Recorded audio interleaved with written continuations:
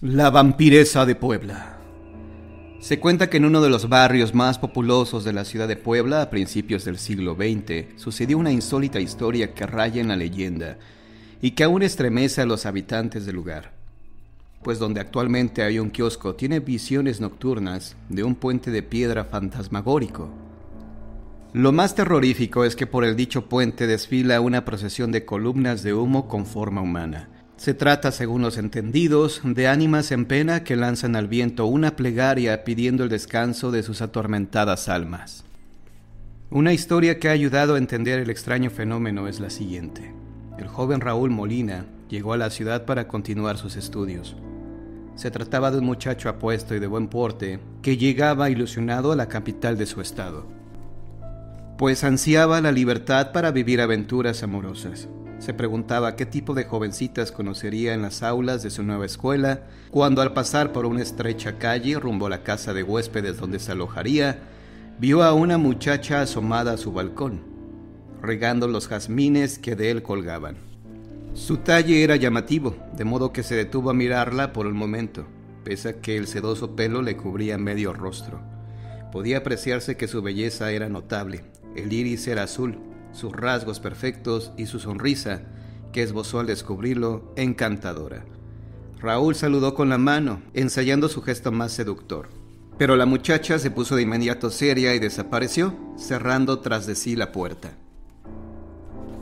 Al joven le extrañó el brusco cambio, creyó descubrir un enigma en el rostro de la joven, como si se avergonzara de algo, y juró hacer todo lo posible por resolver el misterio. Decidió ir a tocar a la puerta de la muchacha y hacerse el extraviado para empezar a establecer contacto con ella. Mientras esperaba, se arregló lo mejor que pudo el pelo y la vestimenta. Un minuto después apareció una amable señora cuyo rostro reflejaba una gran pena. «Sí, joven, ¿qué desea?» Raúl puso su mejor cara tratando de agradar a la señora y estiró el cuello por encima de ella, buscando a la muchacha del balcón. «¿En qué puedo servirle?», insistió la dama. Perdón, señora, mire, yo como usted verá soy nuevo por aquí y necesito hacer una llamada. Pues me he extraviado. ¿Sería usted tan amable de...? Claro, pase usted. Puede ocupar mi teléfono. ¿Por qué no? Está justo aquí, en la sala. Raúl avanzó lentamente sobre la alfombra, queriendo retardar su visita lo suficiente como para encontrarse con la chica. Al no verla por ningún lado, no se sintió desanimado. Al tomar el auricular del teléfono, su mente de experimentado Casanova estaba trabajando en los pretextos que inventaría para poder hacer futuras visitas. La anciana se metió en la cocina y enseguida se abrió la puerta de arriba que daba justo a las escaleras. Raúl vio de nuevo el medio rostro de la muchacha e iba a hablarle cuando la señora vino casi corriendo de la cocina y blandiendo un gran cuchillo empezó a gritar. ¡Cierra esa puerta, mocosa! ¡O te voy a...! El muchacho soltó el teléfono aterrorizado y con paso apresurado pasó por detrás de la mujer hacia la puerta de salida. Aún alcanzó a oír el llanto de la muchacha y el sonido del picaporte al cerrar la puerta de su habitación. Aquella noche, ya instalado en su cuarto, Raúl estuvo dando vueltas por entre los escasos muebles, cavilando en lo sucedido aquella tarde. La muchacha corría peligro habitando al lado de esa vieja loca. En esa casa pasaba algo muy raro y él debía rescatar a la chica, pero ¿cómo? ¿Acudiría acaso a la policía? No, él debería arrojarse el papel de héroe, con lo que la joven le estaría eternamente agradecida y los dos vivirían una aventura. No. Ahora amaba sinceramente. Se habían acabado los juegos amorosos, su vida entera dependía de ella. Estaban hechos el uno para el otro, lo sentía así en lo más profundo del corazón. Con el ánimo arrebatado por la perspectiva de una vida dichosa al lado de su amada, Raúl se echó el abrigo a la espalda y encaminó sus pasos a la casa de ella. Se paró bajo el balcón de la chica y empezó a lanzar piedrecillas a los cristales. Insistió en su discreto llamado hasta que vio aparecer el ojo azul de cristalina mirada. Pero la sonrisa que esbozó ahora la joven lo dejó pasmado. En la penumbra parecía despojada de toda su inocencia. Ella levantó su blanca mano, que ahora a Raúl le pareció horrorosamente larga, y le señaló hacia abajo, a la puerta principal. El muchacho se puso a la expectativa, aunque su amor se había enfriado por el diabólico nuevo aspecto de su amada. «Vamos, no seas tonto», Son solo efectos de la escasa luz, pensó. Ya sabes cómo cambia el contorno de las cosas, incluso la luz de las velas. Escuchó pasos que bajaban y la chica apareció cubierta con una pesada bata de dormir. Le pidió silencio cruzando su larguísimo índice sobre sus labios. También su ojo derecho parecía más grande y rasgado. No hables, mi abuela duerme, pero tiene el sueño muy ligero. Cerró la puerta y empezó a andar sobre el empedrado. Al notar que Raúl no la seguía, volteó y puso un gesto angelical. ¿No vienes? Su voz tuvo el poder de vencer toda reticencia en el atrevido estudiante y fue tras ella apurando el paso. Sin embargo, no logró alcanzarla, pese a que ella parecía moverse lentamente. «Esto es un sueño, una pesadilla», se dijo. «Pero ella es mi dueña ahora, y la acompañaría al mismísimo infierno». Parecía que ella nunca se detendría. Finalmente, cerca de los límites de la ciudad, aflojó el paso y dio la vuelta en la esquina de una casucha abandonada. En cuanto Raúl corriendo dobló aquella esquina, la encontró parada sobre un puente de piedra, acariciándose el cabello sobre el rostro. Se fue acercando a ella, sin poder resistir más el deseo de abrazarla y cubrirla de besos. Pero ya próximo a lograr su propósito, lo detuvo un brazo firme como el hierro. «Seré toda tuya, pero antes debes responderme unas preguntas». «Claro, lo que tú quieras», dijo él resollando, debido a la larga caminata y al ardor del deseo. Ella continuaba peinando su pelo sobre el ojo izquierdo. «¿Me amas?» «Lo sabes, desde esa tarde». «¿Sin condiciones?» «Te juro que sí». «¿Me darías tu amor sin importar lo que soy?» «Debes saber que he venido muchas noches aquí, cada vez con un compañero diferente». «¿Cómo? ¿De modo que de esto se trataba?» Ahora entendía la reacción de la anciana esa tarde. Esa joven era una cualquiera.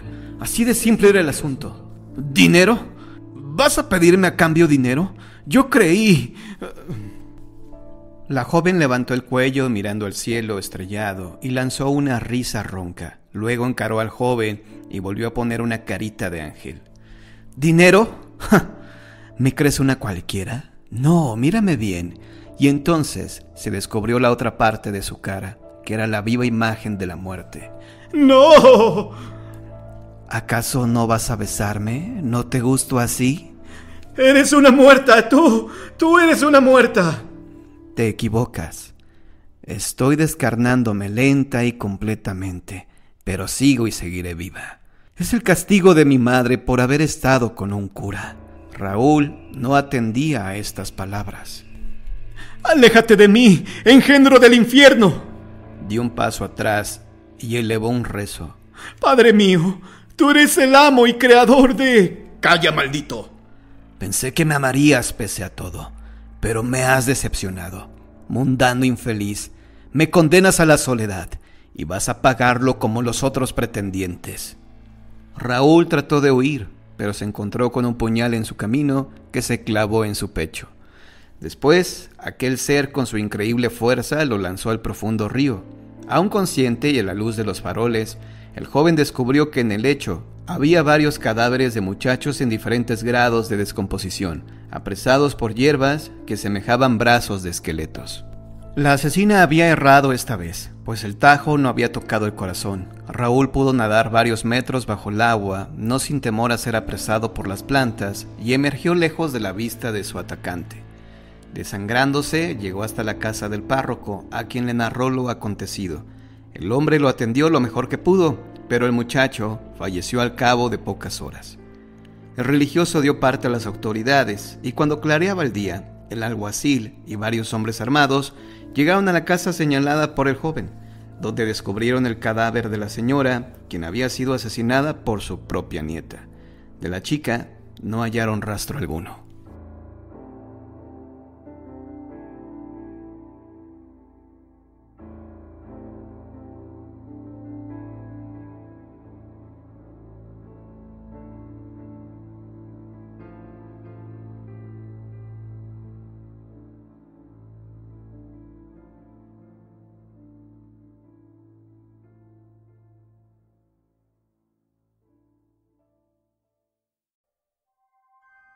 El fantasma de la monja.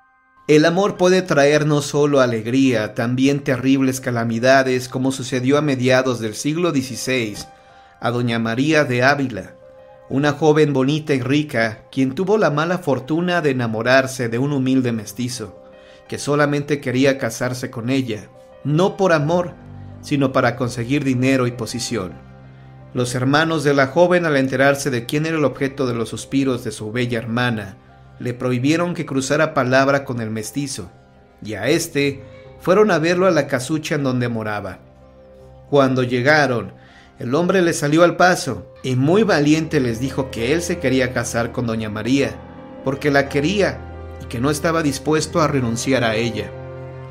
Sin embargo, los hermanos, advirtiendo una chispa de codicia en los ojos del hombre, le ofrecieron una cantidad superior a la que él había imaginado recibiría al desposar a la joven, por lo que, mostrando su ambición sin disimulo, aceptó de inmediato el oro y desapareció para siempre de sus vidas.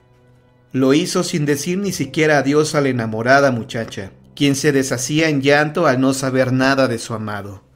Los hermanos, que no eran precisamente comprensivos y cariñosos, fastidiados por el dolor que mostraba su hermana todo el tiempo, decidieron enviarla a un convento. Una vez ahí, pese a los rezos y ruegos de las monjas, doña María insistía en que se quería morir y solo rezaba por el bienestar de quien creía que la amaba. Presa de locos desvaríos, la muchacha buscaba al ingrato por todos los rincones del convento de la Encarnación, calle de Luis González Obregón, sin resultado alguno, hasta que, desesperada y enloquecida, acabó con su vida ahorcándose en un árbol de la huerta del convento.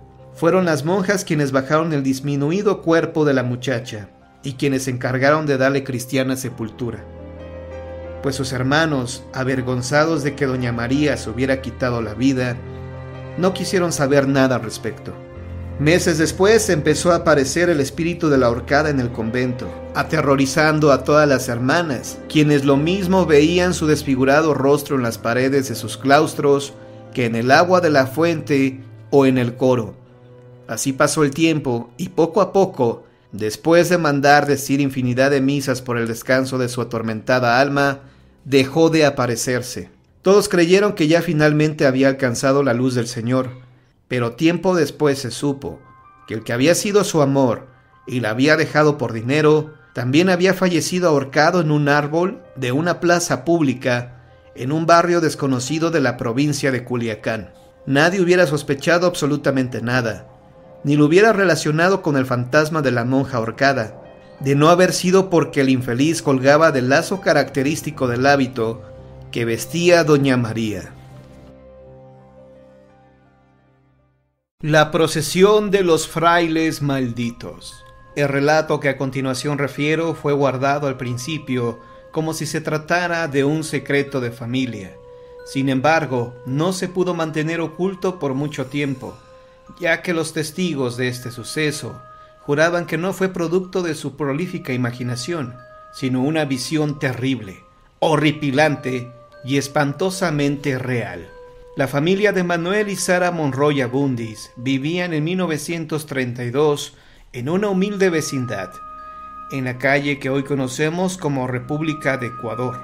Eran padres de 6 niños, 3 hombres y 3 mujeres, todos ellos sumamente trabajadores, especialmente los 3 mayores, Francisco, Mateo y Javier, mientras que Carmen, Lupita y Mari eran también muy dedicadas en sus estudios y también muy acomedidas, sobre todo cuando se trataba de ayudar a su madre en los quehaceres del hogar. Los muchachos trabajaban en una fábrica para ayudar al sostén familiar, pero uniendo sus ahorros y aplicando los conocimientos que tenían de artes gráficas, mismos que los 3 hermanos aprendieron en la escuela, pusieron una pequeña imprenta debajo de la escalera de la vecindad donde vivían, con permiso del dueño de la misma. Pronto se hicieron conocidos y de fama regular por ser cumplidos y mesurados en sus precios. Sin embargo, debido a la carga tan fuerte de trabajo, era común que permanecieran ahí todo el día. Sus hermanas les llevaban la comida y a veces la cena, pues era común que velaran en un intento por cumplir cabalmente con la infinidad de trabajos encomendados. Una de tantas noches en que estaban trabajando, mientras la oscuridad y el silencio se apersonaban en todos y cada uno de los rincones de la vecindad, escucharon voces y susurros, a la vez que advirtieron un pálido resplandor. Creyendo que se trataba de los vecinos, no le prestaron gran atención al hecho y siguieron concentrados en su tarea. Sin embargo, los rezos se hicieron más fuertes, por lo que suspendieron su actividad para ver cómo bajaban las escaleras de la vecindad varios miembros de una procesión. Al parecer eran frailes que rezaban en voz baja, llevando un cirio encendido entre las manos. Los muchachos detuvieron su faena y se quedaron inmóviles, mientras veían cómo los monjes avanzaban hacia ellos. Por un momento creyeron que algún vecino había fallecido y que por eso los religiosos habían acudido para rezarle algunas oraciones. Sin embargo, al advertir su cercanía, los tres hermanos sintieron que se les erizaban los cabellos, pues se percataron de que eran seres descarnados los que se aproximaban. Horrorizados, vieron cómo la procesión atravesaba uno de los muros de la vecindad y desaparecía sin dejar rastro. Los hermanos lo único que atinaron a hacer fue rezar y pedir la ayuda del Todopoderoso para no perder la cordura. Tan pronto lograron articular palabra, decidieron regresar a su humilde vivienda, localizada en la planta baja, al fondo de la vecindad.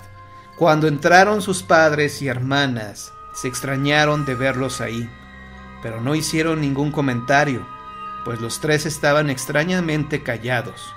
A la mañana siguiente, el ritmo de la vida y los habitantes de la vecindad aparecieron en su acostumbrada rutina. Solo los tres hermanos se veían raros, como si no hubieran dormido en toda la noche. Finalmente, cuando se quedaron solos con su padre, le refirieron todo lo que habían visto, y él les dijo que era real, que incluso él también los había visto hacía mucho tiempo, y que no dijo nada por temor a que lo tacharan de loco. Fueron entonces los hijos con su padre en busca de ayuda a la iglesia. Ahí los atendió un sacerdote que aceptó acompañarlos a su casa. Una vez ahí y frente al muro donde habían visto desaparecer la procesión, pidieron el apoyo de unos trabajadores que a punta de martillo derrumbaron parte del muro, el que contenía aprisionados restos humanos, al menos de 8 personas. Esos huesos pertenecieron a unos jóvenes de rancia alcurnia, quienes tenían fama de pendencieros, mujeriegos y libertinos, por lo que sus familias decidieron destinarlos al monasterio para salvar sus almas. Los jóvenes accedieron a vestir hábitos con tal de no perder su herencia, pero jamás contemplaron la posibilidad de que por sus libertinajes y correrías serían castigados. Pues una noche, en que burlando la vigilancia del monasterio, se escaparon en una carreta. Escondidos entre la carga de la misma, cayó una tormenta terrible y los caballos que jalaban de la misma huyeron despavoridos, perdiendo su carga y por ende a sus inadvertidos pasajeros, quienes al golpearse contra el suelo estallaron sus cráneos en las pesadas losas de las calles de la colonia. Ante tan penoso acontecimiento, nadie quiso darles cristiana sepultura, y solo el padre y madre de uno de ellos accedió a que se sepultaran todos juntos, como los cómplices que eran, en una de sus propiedades, que no era otra que esa misma vecindad de las calles de República de Ecuador.